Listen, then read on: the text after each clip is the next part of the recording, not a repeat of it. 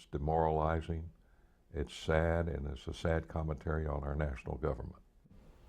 Tonight, homes destroyed. Hundreds of FEMA trailers are sitting empty, and displaced families are stuck in hotels. Channel 5's Christian Bunn Pricing and Michael Scott team up to explain what the problem is. We begin our special report with Christian. The agency that gets called into disaster areas is FEMA, also known as the Federal Emergency Management Agency. They respond to disasters like floods, hurricanes, tornadoes. Tonight, FEMA is still active in Nueces County nearly 6 months after Hurricane Harvey hit near Corpus Christi. FEMA's purpose is to get people on the road to recovery. They aren't there to fix everything after disaster hits. Rather, FEMA says communities and nonprofits should be the ones to carry the burden to help people recover. Many people in Nueces County and the surrounding areas have given up on FEMA. Channel 5's Michael Scott went north to see the struggle after Hurricane Harvey struck. He has the details in our studio on how people are living without a home. Well, Christian, tonight nearly 1,500 trailers are sitting at Chase Field in the town of Beeville. Beeville is located about an hour from the town of Port Aransas. These temporary homes, trailers, are meant for people all along the Gulf displaced by Hurricane Harvey. The people of the small town of Port Aransas on Padre Island are still picking up the pieces from Hurricane Harvey. You can see the damage. The town is recovering.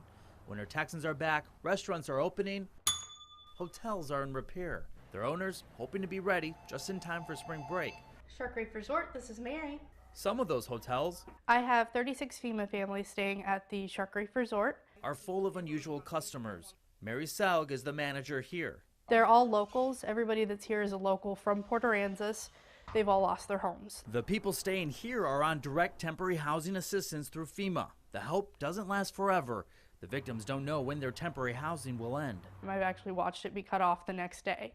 So everybody's living in high stress right now. It's pretty sad. Valley native Jackie Lynn is one of those staying at Shark Reef. My home was demolished in Hurricane Harvey. She tells me she qualified for a FEMA trailer, and tonight she's still waiting. She says it's most likely not coming. I think FEMA it's been great as far as giving me a place to stay. It's been a colossal failure as far as communicating with us. All these people here in Port A think that trailers are coming. The FEMA trailers aren't coming. So here's how it works. Anyone in the disaster area can apply for help. FEMA inspectors will get sent to your home. They'll determine if it's livable. If you have $17,000 worth of damage, you can qualify for direct temporary housing assistance. That can be in the form of direct leasing or a manufactured mobile home. 39,000 families were eligible for some kind of FEMA assistance in Nueces County. Only 18 families were qualified for a manufactured housing unit, also known as a FEMA trailer. These are temporary homes, and they're sitting here at Chase Field in Beeville, just over 60 miles from Port Aransas. Nearly 2,000 trailers were sent here to eventually be dispatched to families along the Gulf Coast. By mid-January, only 400 were sent out.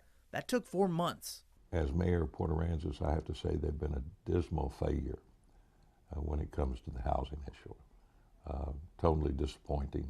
Port Aransas Mayor Charles Bouillon says he too is giving up on FEMA. He's tried to get answers for his citizens. I've said this to them to their face. It appears that when they sign an applicant up and they go through that process, they're looking for ways to deny that person any help. So those people are going to be homeless. He says that thought keeps him up at night. FEMA has a different view on how it handled the recovery. This is the best recovery I have been a part of in the last 10 years. That was the response of the federal coordinating officer, Kevin Haynes, when he was challenged by Nueces County commissioners. He told them people may be frustrated with the pace and amount of paperwork that's needed. He blamed the frustration on bureaucracy. The Nueces County commissioner grilled Haynes, saying FEMA's qualification process is daunting. The commissioners want something changed before another disaster hits. Back at Shark Reef Resort, Lynn tells me she was able to come up with a backup plan in case the promised FEMA trailer doesn't come. She's the exception. One woman we spoke with off camera here tells me her van may be her next home. FEMA says the agency always strives for continuous improvement on disaster services. FEMA Representative Haynes said in that commissioner meeting that getting the city to approve permits and utility hookups was another challenge in getting these trailers out to families. Yes, that may be true for some Texas cities like Houston. We can confirm tonight a nonprofit was able to raise money and get 35 trailers to people without any problems in some cities in Nueces County. Reporting in the studio, Michael Scott, Channel 5 News at 10. Another note to Michael's report, the average amount of money each family received from FEMA, $4,000. If you missed any part of this story or want to see it again, we're posting it online after our newscast. Search for it under the Investigation tab.